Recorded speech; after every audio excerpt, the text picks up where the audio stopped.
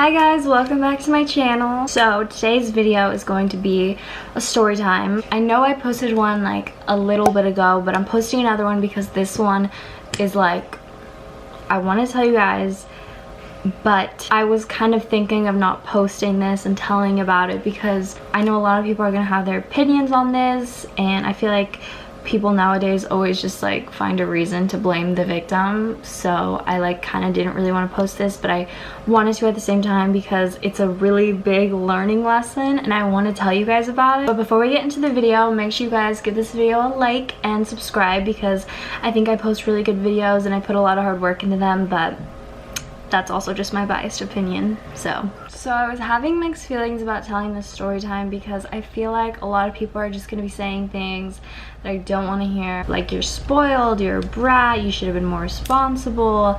Things like that I just like don't really like need or agree with, because all the things that I have, I am super appreciative of. I feel like this experience made me feel more appreciative of not the things I own, but of like family, friends, life, people that I love. Because honestly, like, being in these situations, you kind of just like think the worst, like think something else might happen, you know, like someone might have a gun, you know, like things like that. Like, especially if you deal with anxiety, a lot of things can turn into something else, you know, like a thought can be another thought and then another, and it's spiraling into a whole bunch of different things. So that's kind of what I was going through when this happened. But I did want to tell you guys because I think it was a good learning lesson for me. I mean, I definitely learned the hard way of not to keep things in your car and kind of just know where your car is gonna be. I definitely feel like I could have done a lot better in this situation, but I did learn the hard way, and I'm gonna tell you guys everything that happened and how my car got broken into. So I'm gonna give you guys a little backstory on how we came about, on where we were and why we went. So me and my boyfriend, but especially me, I love going to LA. I love the scene, I love the food, the shopping, everything like that. Like, I plan on living there one day, and I'm just so obsessed with it, and I love going, and I think it's way better than OC. So we basically go like every single weekend, and that's kind of our thing. By the way, this literally happened last weekend, so it's kind of like just happened, you know. So we were planning on going that weekend, and it was just like a regular old plan, like going to LA, you know. But this weekend, my stepmom's little brother, who is like a year older than me, invited me and Adrian to go to this like store grand opening, and it was gonna be really cool and fun because there was gonna be these artists performing there, and Adrian really liked these artists, these performers, so he like was really excited to go. Nothing was gonna stop him from going, so I was like, okay, like, we can go. I was mainly going for him, and plus it was my stepmom's little brother's birthday, so I wanted to say happy birthday to him. That was kind of why we were more like willing to go and not cancel that plan. Also, I wanted to tell you guys that one of my best friends who lives in LA was visiting Orange County that weekend, which is where I live. So we also made plans that I would go sleep over with her and pick her up after LA in my car, which comes in later on in the story. I'm trying to like be as descriptive and get to the point like as much as possible and not miss anything, because like you guys are gonna understand like kind of how this happened. I don't know, this story is just like, ugh. Like, you guys, looking back at the pictures is just so hard for me. Like, when it happened, I kept looking back at the pictures and I just felt so sick. Like, even looking back at them now, I still like feel like eerie inside. But okay, Saturday comes around and we go to LA. We drive on Rodeo, we go to Melrose, and then it's starting to get late, so we start heading to the store. This store was on La Brea Street, so it's kind of near Melrose and Fairfax, so it's in Hollywood. Now, I don't know if you guys know this. I didn't even know this until after this incident happened, but Hollywood is known to have a lot of car break-ins. Like, it's the #1 place where car break-ins happen. I didn't know that. I should have been smarter, you know. Whenever bad things happen like this, we always just say after, like, I could have done better, I should have done something better, or not gone, or something like that. And what's funny about this is that Saturday morning, I even told Adrian, like, let's just stay home. Like, I want to cuddle, I want to watch movies, like, let's order food, I want to stay home.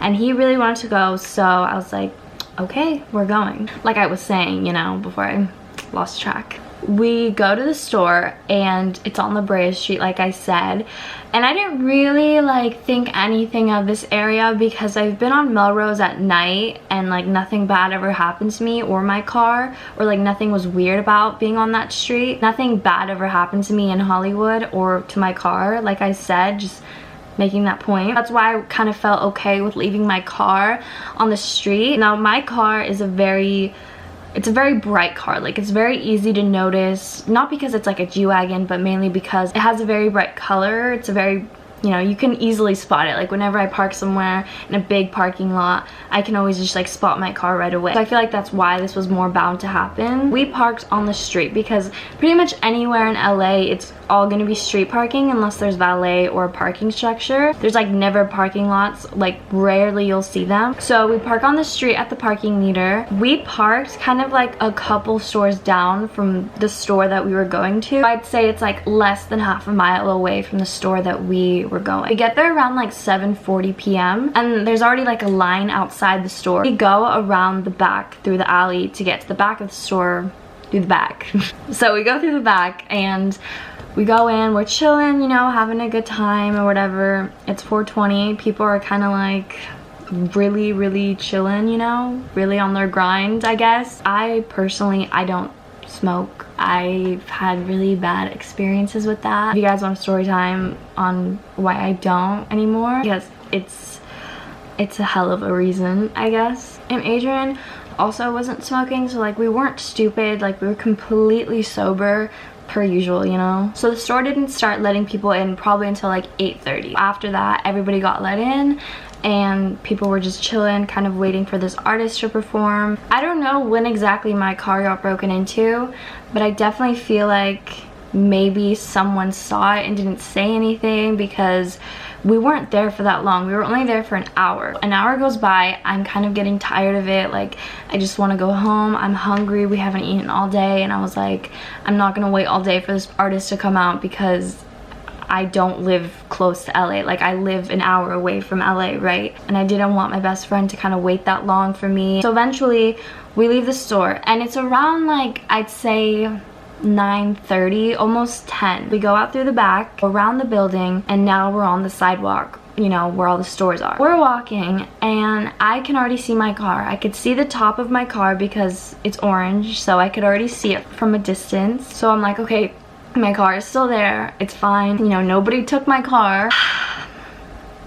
I get to the front of my car and I'm looking down. I unlocked the car for Adrian, but I'm looking down. I always look down when I walk, so my eyes are to the ground.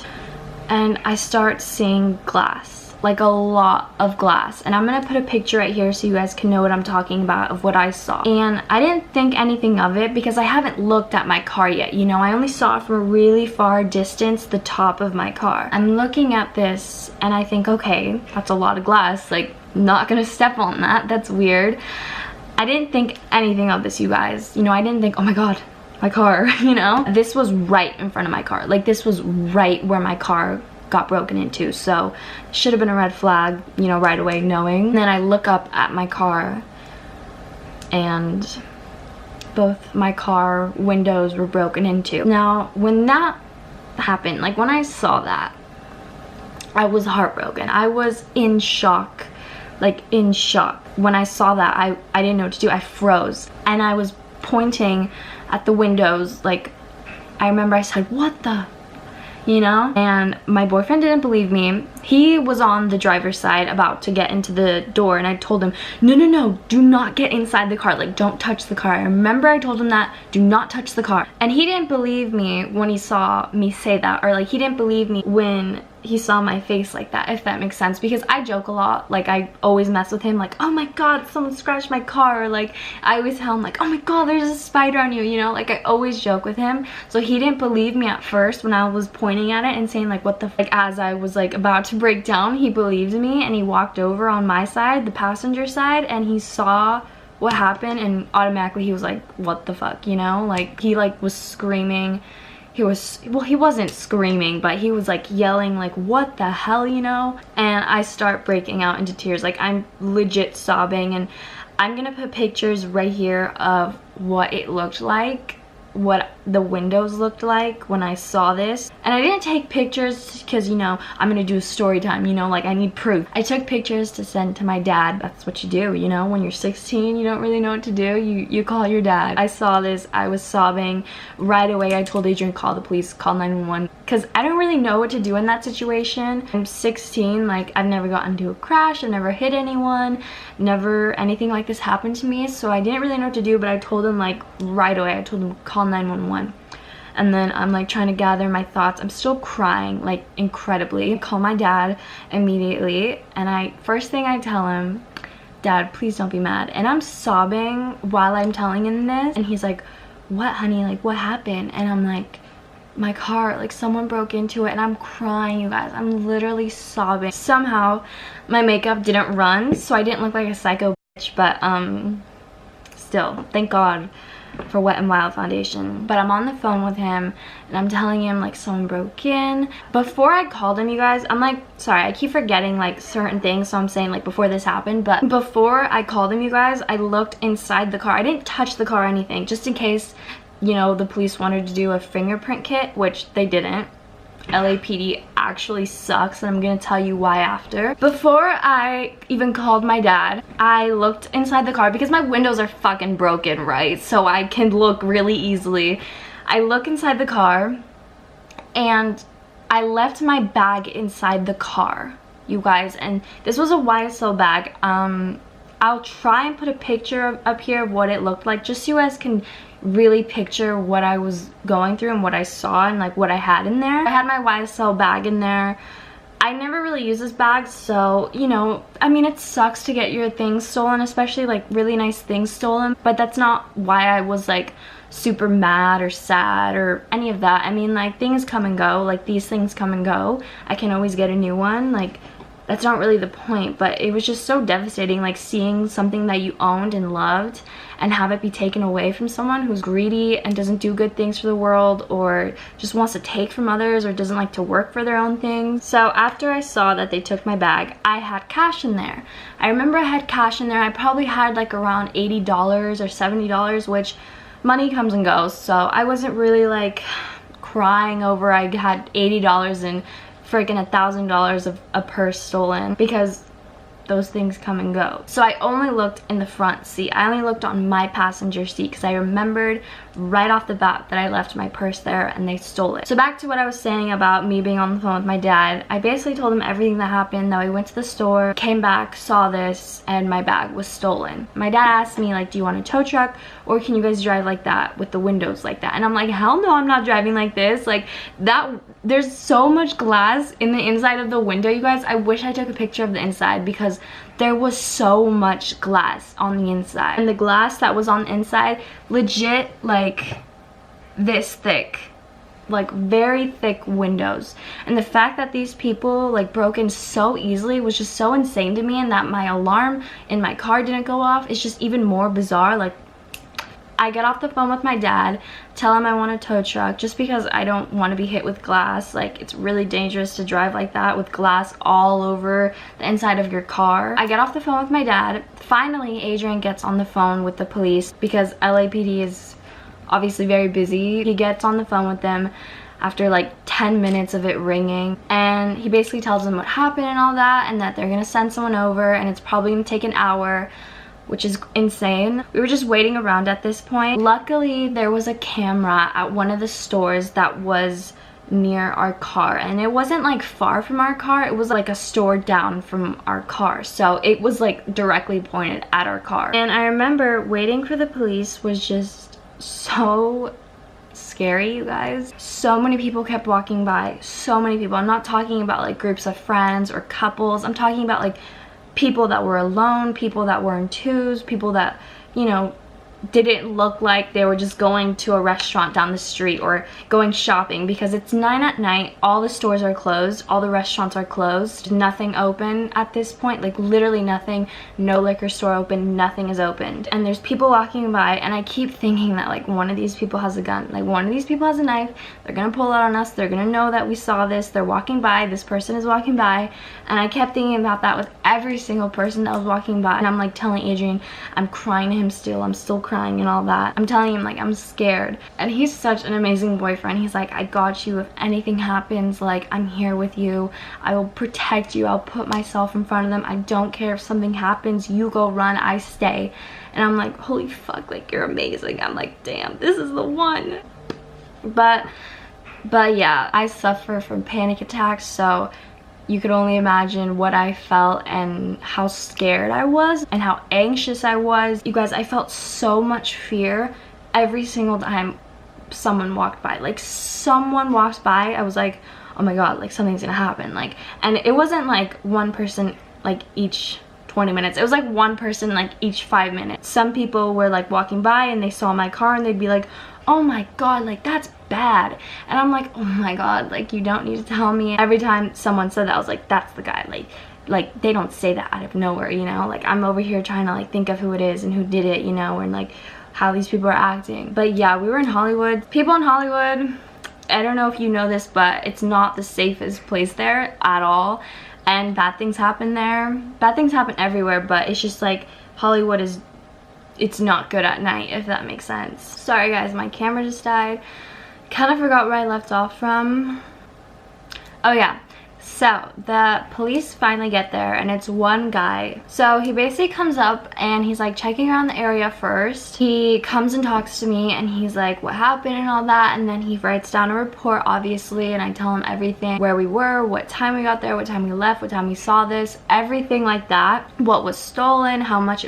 He was asking me like to the T, like how much do you think this is gonna cost and all that, like what time do you think this happened, and I'm like I don't know what time this happened. I've been in a store. And he's like asking me all these things, checks my ID and all of that. And then after probably around like 20-30 minutes, he finally leaves. He basically tells me that they can't really do anything about this. What I found out is that 95% of people who get their cars broken into don't find out who did it and don't really get the justice that they need or want. Obviously, car break-ins aren't as big, I guess, of a crime as like a majority of like other things that the LAPD are dealing with. They don't really like do a huge investigation on this. I feel like people who haven't gone through this or haven't gotten their car broken into don't really understand that it's really hard to hear that, because it's gonna cost like a lot of money to get these windows fixed. Really tinted windows, they're really thick glass, and they're not like regular windows, you know? So I just feel really bad that this happened. So he finally leaves. I told my dad that I was really scared and that I felt unsafe like even waiting there and like being there in front of my car, and he told me like when the police get there, like you could tell them to stay with you because you're scared and all that. I get really bad social anxiety. Like I don't like telling people things, I don't like asking people for things, so I didn't ask him, but I should have. But he leaves and I'm like scared still. I'm still scared. I'm still really shaky and anxious about like who's walking by and like if they have anything on them, you know, because you don't know with people. Like I always tell Adrian is my boyfriend and he thinks he's the toughest guy. He thinks he can withstand anyone and like thinks he could go up to anyone if anything happens or if there's a problem, and I tell him like, no, like you can't keep doing that because you don't know what someone has. We had this incident before where someone was following us in my car, you know, someone was following our car and we ended up stopping and they stopped right behind us, and he gets out the car and I'm telling him, do not get out the car, you know, like you don't know what they have. No matter where we are, no matter what community we're in, you don't know what they have, you don't know who they are, their intentions. But he goes out and I'm just like, ugh. Anyways, back to the story. He leaves again. I'm scared, you know. Finally a tow truck gets there and I'm even scared, like is this the right tow truck, like is this the name that my dad told me and all that. Like I'm thinking of every single little thing possible. I'm really paranoid, so I'm like, is this the right truck, is this the right name, is this the right person, you know, all of that. I'm paranoid, so I'm like making sure that this is the right person, this is the right company, all of that. So the man just asked me for my keys and all that, and I'm like taking off my wallet and like my keychains and stuff, and he's like, you don't have to do that. And I'm like, yes I do, like you don't know what just happened to me. I'm scared, I'm paranoid, like I want my stuff with me. I'm not gonna leave it in the hands of someone else. No matter who you are, it's coming with me. He puts my car on the truck and whatever. I have to pee really, really bad. Me and Adrian tell him we're gonna go back to the store and we just are gonna go to the bathroom really quick. So he's like, okay, I get paid by the hour, so take all you want. We go back to the store, go through the front because there's no one in line anymore. Where the bathroom is where the performer is about to perform, and everybody is crowding that area. There's no way to get out. Like, people are ruthless when it comes to seeing someone big, you know? We can't get through to the front at all, and I'm like, there's no way in hell I'm going through the back, through the alley, because that alley was sketchy, you guys. Like, the alleys they tell you not to go into. Adrian's like, there's no way we're going through this. Like, you see these people, like, they won't move for nothing. I'm like, oh my god, like, we have to go through the back. We go through the back, and he's like, okay, like, run, because he knows I'm scared. Like, Adrian knows that I don't do good in situations like this. Like, I get really bad anxiety. We start, like, running, you know, just because I'm scared, like, that all just happened. We go back to the truck, we go in, and we start driving home. While we're driving, I'm like still crying, you guys. Like, I'm crying to myself. I'm scared.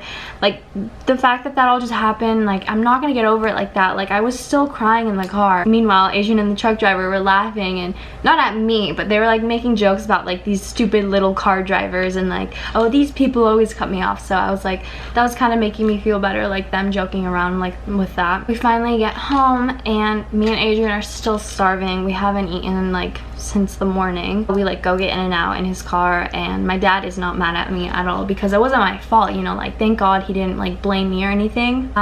So that night I realized I left my other YSL backpack in the car, and I left it in the back seat, like under these jackets. I realized that when I was clearing out my car, when, you know, my dad parked it inside the gate, when I was cleaning it out, like taking my binders, my jackets, you know, my headphones and all of that, like things I needed before that he was gonna send it off with a towing truck to the dealership to get my windows fixed. I grabbed all my things, and I remember when I was laying in bed with Adrian, like thinking about that situation, I remembered I didn't see my YSL backpack in the back seat, and I was so, like, I was just even more like upset that I was so stupid to like leave my things in there. Like, I was so upset, you guys. And I remember the next morning my dad was about to take my car to the dealership to, you know, get everything done right away. I remember I was like looking back again, and you guys, like looking back in there was just glass everywhere. And I remember I was looking at the window. I'll put it up here again so you guys can know what I'm talking about. The window next to the passenger side, it was like broken, but it had like a hole in it, and then there was still like broken glass, you know, shattered glass still on it. And I remember when I looked back at it, like it was all gone, and I was thinking like, damn, if we drove home like this, like that glass probably would have hurt one of us because of the wind, you know, being so strong on the freeway. It was just so devastating. Like, to me, being in my car, like seeing all the glass, it made me sick to my stomach. Like, sick to my stomach that, like, you know, seeing that someone so evil could do something to like other people, you know, to make them joyful or to bring them joy to whatever sick mind they have. I don't know, I'm trying to be like as contained right now because I'm upset. I think the number one thing, the only thing pretty much that made me feel so sad and upset and just sick was that there really are bad people in this world. And I know people say all the time there's bad people in the world, you know, and you believe it and we all know it, but I feel like when something bad happens to you because another person caused it, like really bad, you realize like, holy fuck, like there really are bad people in this world, and these things actually do happen. And it just made me really sick to think that so much bad people in this world, and people who are selfish and just want harm on others and want to do bad to other people, you know, for their own good. It just made me so sad, and like, oh my god, you guys, I can't even express it, like how upset I was, how devastated and sick I felt to even think about that and look at my car. Anyways, lesson learned, I shouldn't keep nice things in my car because someone can take them like that. One thing I like really questioned here was why my car alarm didn't go off and how easy it was for these people to get into my windows, because my windows are really, really thick. You can't just like punch the window and like easily get it open. I feel like these people obviously, you know, obviously use something to get in. But yeah, I really hope you guys learned something from this video. Definitely was a hard one to tell, but I want to let you guys know that